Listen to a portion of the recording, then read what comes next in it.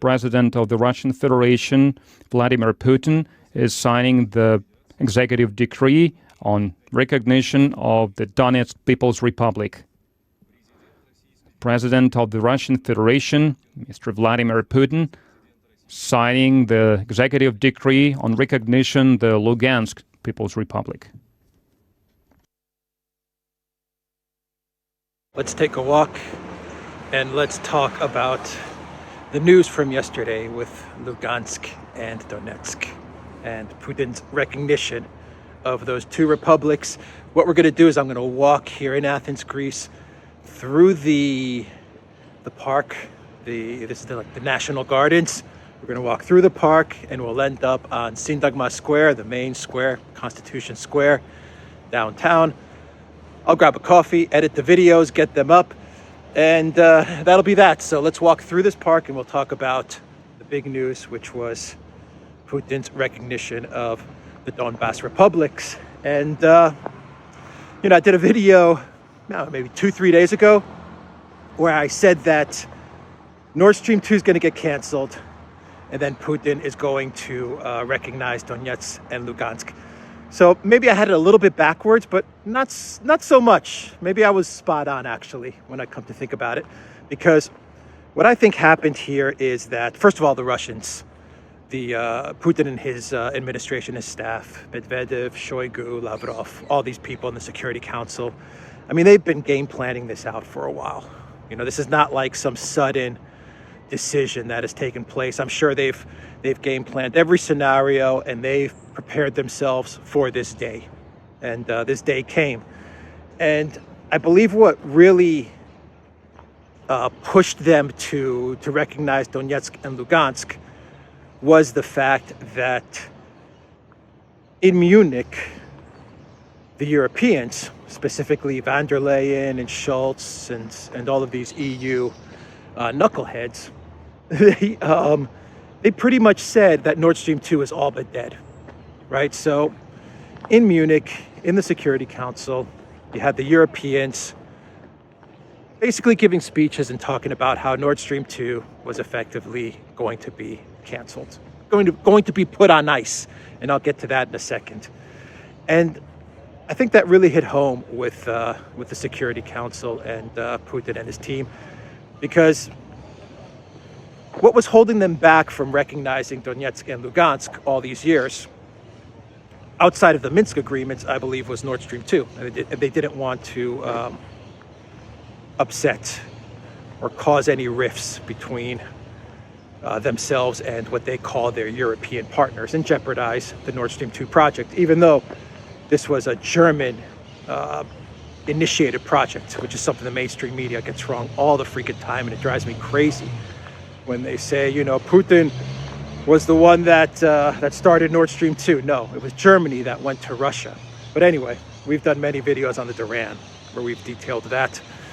But, from Munich, they sat there and they said, you know what? We kind of knew that Nord Stream 2 was on thin ice. And now it looks like the Europeans are pretty dead set on putting it on ice. And any little move that we make in Ukraine, real or fake, actually, even a fake move that the media, throws out there about Russian involvement in Ukraine, is just going to cancel Nord Stream 2. So that's off the table. That's a done deal. So now that Nord Stream 2 is not holding us back anymore, now that we have the Ukraine army shelling the Donbass continuously, what's holding us back? Let's just recognize Donetsk and Lugansk. Let's get our forces in there as peacekeepers and secure the area. And that's what they did. And that is exactly what they did. Look, the Russians had nothing to lose, or very little risk. I don't want to say they didn't have anything to lose. The risk was very, very low in recognizing Donetsk and Lugansk at this point. Because once Nord Stream 2 was taken off the table, effectively by the Europeans. So just a real quick aside, in these national parks, you have kind of like a small little zoo as well. So you have animals here. This is like the center of Athens too, which is kind of strange. But yeah, anyway. Thought I'd show you guys that right there.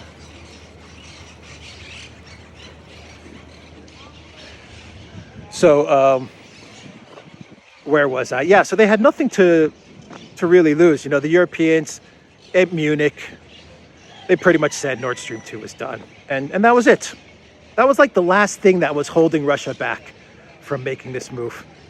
And so they pulled the trigger, and it was the right decision because the risk is very, very low. What the Russians can do now is they can get their peacekeepers into Donetsk, into Lugansk, and stop the fighting. So what's the Ukraine army going to do? You know, they're amassed on the contact line, and they're trying to push into East Ukraine, right? And they're trying to goad Russia into taking some sort of action. You know, somehow the Biden administration and the mainstream media, they think that Putin is stupid enough to get his military and you know, siege Kiev. This is their weird, twisted mentality. This kind of shows you their thought process. They actually believe that Putin's going to roll his tanks into Ukraine and encircle Kiev and start bombarding it and razing the city to the ground. It really shows how you know, twisted and sick these people are. They really do live in a Hollywood script, don't they? But you know, Putin didn't have to do any of that. All he had to do was just sign a document that recognizes those two republics, move the Russians in there. What does the Ukraine military do now? What do they do now? They can't do anything. Are they going to shell Donetsk and Lugansk with Russian military right there? Peacekeepers. Keep in mind, peacekeepers. And another fiction that is being spread by the media is that Russia has invaded Ukraine. They have not. Is that Russia has annexed Donetsk and Lugansk. They have not. What has happened is that Russia has simply recognized these two republics. They've recognized them as independent countries. And so when you hear like the Europeans start crying about, oh my God, this is unheard of. I can't believe the Russians are doing this. They're changing borders. They're recognizing separatist republics and separatist movements. Give me an effing break. Macron is coming out and saying this is unheard of. I believe France recognizes Kosovo, do they not? And Kosovo, what did they do? They ripped Kosovo from Serbia's arms. They ripped it away from them, and they built a NATO base there. So, and then France recognizes them. You know, the U.S. is illegally occupying right now as we speak. Illegally occupying, not under invitation, Syria. They're illegally occupying Syria right now as we speak. You know, go in there, get the oil. Yeah, they weren't invited by the Syrian government. So they're occupying Syria illegally. I come from a country, Cyprus, which was invaded by Turkey. It was invaded by Turkey in 1974. And Turkey took about 36% of the north of Cyprus. They kicked out all the people. The people didn't even want Turkey there. They kicked out all the Cypriots that were living there. And they've been occupying it for, 46 years? And have we seen sanctions against Turkey? No. Have we seen outrage by the international community against Turkey? No. As a matter of fact, the European Union gives Turkey billions and billions. It seems every 6 months they're giving Turkey billions and billions of euros. So all of this fake outrage, don't buy any of it. It's fake, it's BS, and the Europeans know it, and the Biden White House knows it. This is all optics and media spin. Hannity was talking about a Russian invasion. It wasn't a Russian invasion. Now, no Russian invasion has taken place. That's the beauty of what Putin did. He recognizes those republics. Those republics then invite Russia to come in as peacekeepers. All legal. It's all on the up and up. And there you have it. So what does the Ukraine army do now? Nothing. Nothing. They have to retreat. Period. That's it. Game over. You don't have to roll your tanks into Kiev. You don't have to do any of that stuff. And you provide a security umbrella to all the people in Donetsk and Lugansk. Now they're protected under the umbrella of the Russian Federation. So effectively, the 8 years, one sec, the 7-8 years that those republics have been consistently attacked, because Donetsk and Lugansk are constantly shelled by the Ukraine army. There's constantly fighting, going on between both of them. It's just that now it's escalated to a very intense level, and the mainstream media is reporting on it. But all these 8 years where, these people that have lived in that region are constantly under attack is over. They can now live in peace. And not only are they going to live in peace, but Russia's going to pour a lot of money there, and they're going to make it nice. And other Russian speakers in Ukraine are going to sit there and they're going to say, you know what? People in Crimea have a nice quality of life. They get paid well. People now in Donetsk and Lugansk have a nice quality of life. They get paid well. A lot of construction, a lot of things being built. They're finally living in peace. What do you think they're going to say? People in Odessa and Kharkiv and Mariupol, Kherson, all these people. What do you think they're going to say? They're going to say, why am I living in this dump when, I've got my family, my relatives who live in the Donbass are doing great, or in Crimea, they're doing great. It was an unexpected move, but an absolutely expected move in a way as well. I mean, it's completely a rational thing to do. Absolutely. And, he puts an end to the fighting right there. The ball is now in the U.S.'s court, in the European Union's court. And what are they going to do? Sanctions. Russia's prepared for sanctions. We all know that. Everyone knows that they're prepared for sanctions. They've been preparing now for years. Even Putin said they're sanction-proof. They're not going to cut Russia from SWIFT. And even if they did cut Russia from SWIFT, Russia's prepared. Russia has China backing them up. Whatever sanctions they put on Russia, sanctioning oligarchs, okay, whatever. They're going to sanction tech components and tech parts, iPhones, whatever. Who cares? Who cares?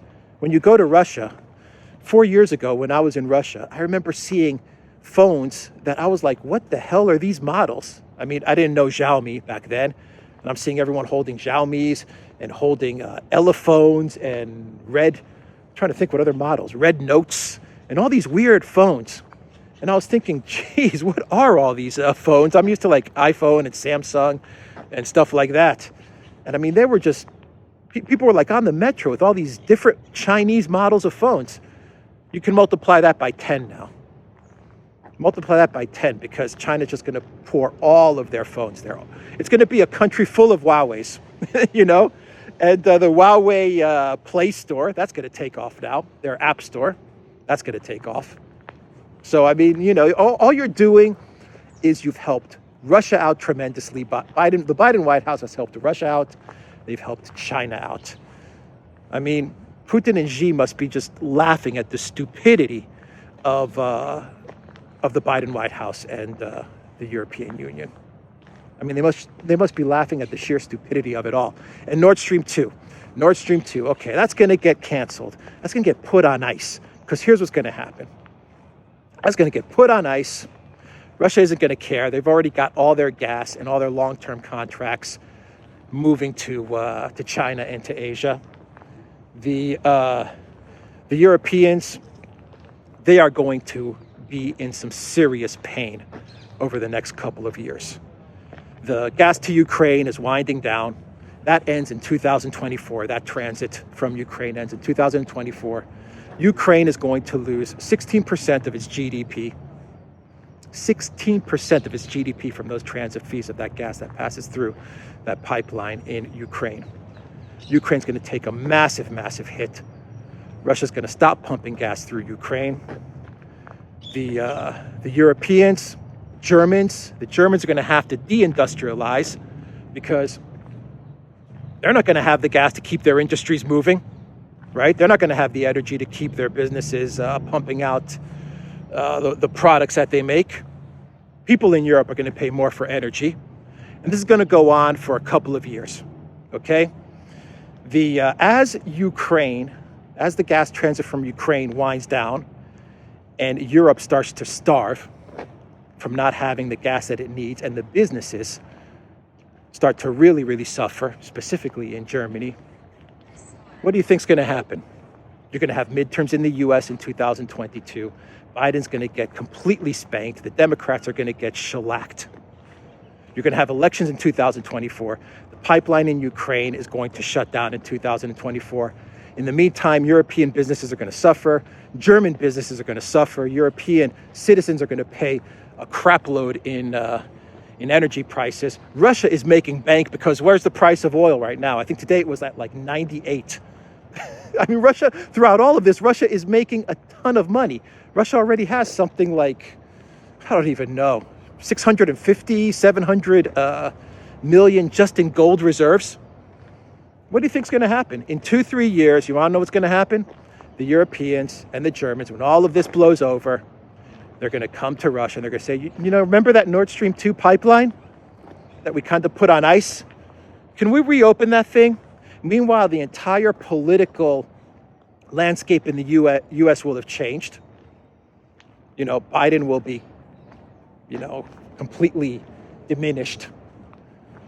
He's going to be a no-show, even a more no-show than he is now. And they're going to restart Nord Stream in 2-3 years. The big loser, Ukraine. The U.S. has already moved its embassy out of there. They've bullied other countries to move their embassies out of Kiev, and now they're in Lviv. And what they have in Lviv is like a skeleton crew. It's not even like the whole staff. Most of the people went to Brussels. NATO moved its offices out of Kiev, and they went back to Brussels as well. They've abandoned Ukraine. I mean, do people not see what's going on? Forget what everyone is saying, and what they're screaming, and what they're yelling about on Twitter, and what they're tweeting. Russia bad. We're going to impose severe sanctions, and you know this is going to be met with a swift response, and all of this BS. They've abandoned Ukraine, and the Ukrainians know it. Zelensky knows it. He's on borrowed time. I mean, you know, if I was Zelensky, I'd be packing my bags, man. Getting out of Dodge. Yeah, they've abandoned Ukraine. There's no U.S. embassy in Kiev. There's no NATO presence. There's no NATO offices in Kiev. They've given them 10,000 helmets and a bunch of Javelin missiles illegally, by the way, because that also breaks the Minsk agreement. And Ukraine is left with their country being picked apart. They're going to lose all the money from the gas transits. They're already broke and bankrupt. The Russians have cases in London courts because of certain payments that the Ukraine government has not made. And that's being litigated in London, and the Russians are going to win that, which will make it next to impossible for Ukraine to take out any loans on the market. The Europeans gave them €1 billion yesterday, which is nothing.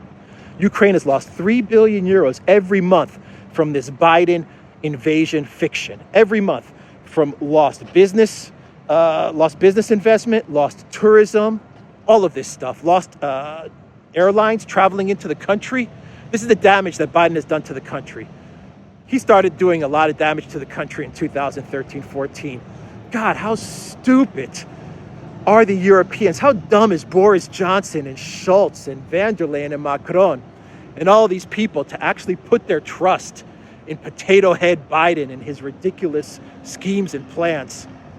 It's almost, you have to wonder who's dumber, the Biden White House or the Europeans that follow the Biden White House, because everything Biden touches turns to shit. I mean, that man has single-handedly demolished Ukraine. Single-handedly demolished Ukraine while his son Hunter is sitting there in the east. And he was in the east of Ukraine, by the way, while his son Hunter is in the east of Ukraine getting $80,000 a month from Burisma. Anyway, everybody, that's the reality of the situation. This was a big win for Russia, and it was a win that they chalked up without having to fire one freaking bullet or move one tank 1 inch. The simple stroke of a pen. I saw one of our members on Locals put a great quote up on our Locals community, and there was something along the lines of, the pen is mightier than the sword. And that person, if they're watching this video, you know who you are. And that summed everything up. That summed it all up. And what else do I want to say? Oh, the Minsk agreements that they're going on. Now the Europeans are all upset that Russia is breaking the Minsk agreements. Ukraine has said it multiple times. They're never going to implement the Minsk agreement, the Minsk protocol. The Europeans have all but admitted it. The United States has said it as well. So, you know, this whole fiction that Russia is breaking the Minsk protocol is ridiculous, because Ukraine was never going to implement Minsk anyway. I think, on a final note, I think that's what Macron was doing when he was talking to Putin, when he had those 2 telephone calls with Putin that lasted like an hour, 2 hours each. Macron was telling Putin this. And I'll leave you on this final note. I'm here in Sidagma, in the center of Athens, is that Macron was calling Putin and saying, look, Vladimir, don't do anything. Don't recognize Donetsk and Lugansk.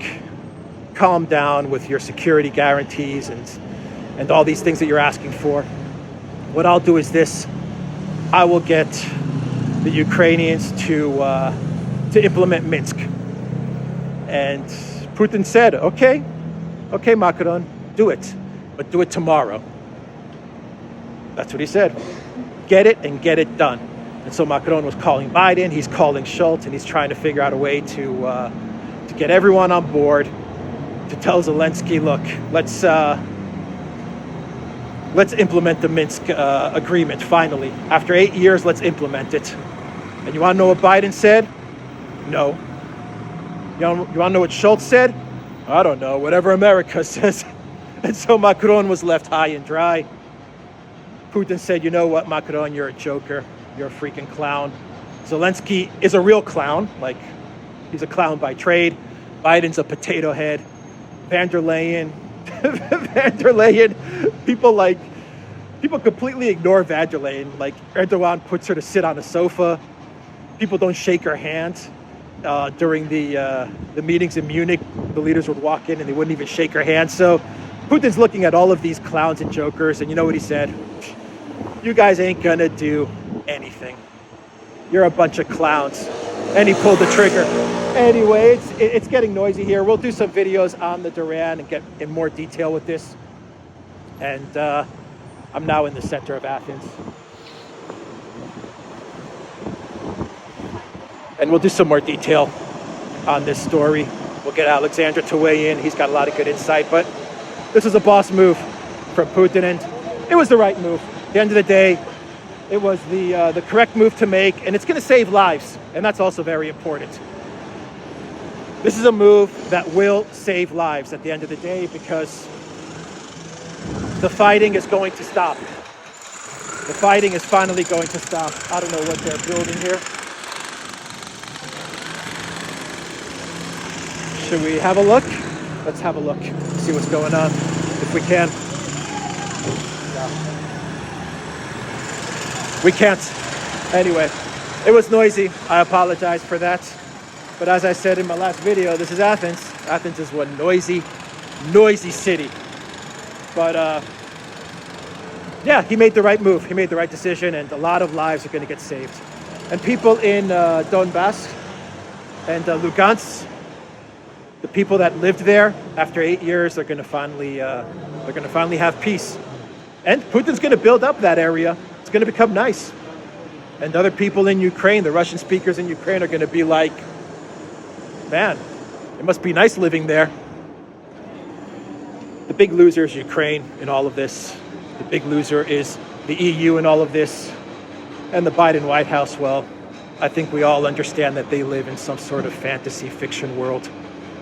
But the media will spin this as some sort of invasion and some sort of win for Sleepy Joe, and they'll figure out a way to spin this. Not that Americans really care, because I think Americans, rightly so, don't give a damn about what's going on 5,000 miles away and are more concerned with their daily lives and pressing issues like inflation and crime and the border and all of these things that affect their lives. So anyway, that is the video, guys. I took you on a little tour of the square here, and there's a lot of building. Anyway, take care.